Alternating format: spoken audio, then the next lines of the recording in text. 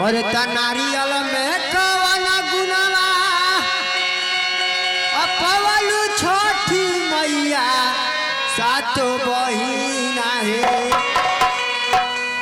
और नारियल में कवन गुनवा पवलू छोटी मैया सातो बहिना है। अताही पर गईलू लो भाई सातो बहिना है।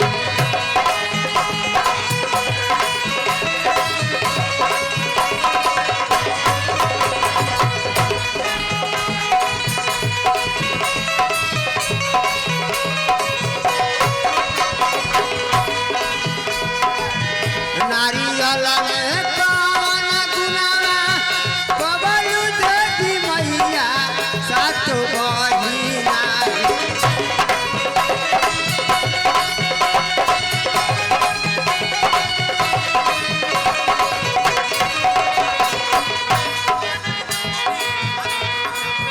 ये हमारे आगे विनोद राय नरेंद्र मोदी जी की तरफ से 21 रुपया का फरमान श्रीवान को तहत है दिल से शुक्रिया अदा करते हैं।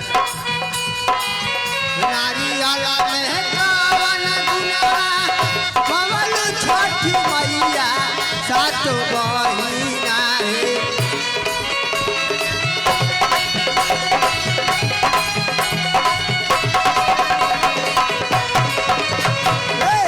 ताही पर गईलू लो भाई सातो बहिना है।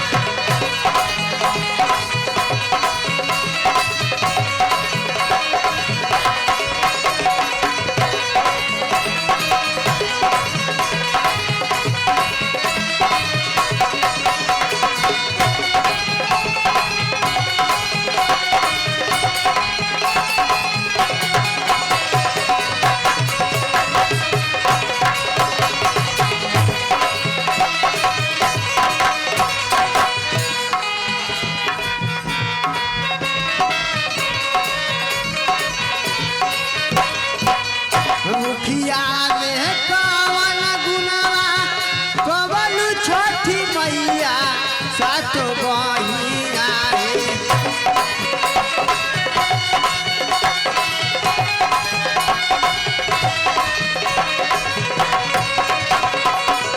ताही पर गईलू लो भाई सातो बहिना है।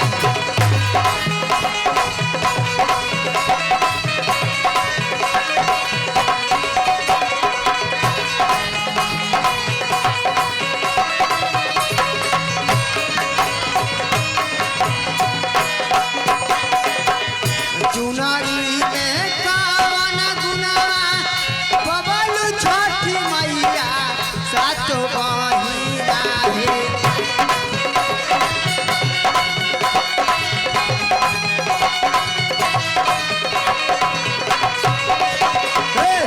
ताही पर गईलू लो भाई सातो बहिना है। ताही पर गईलू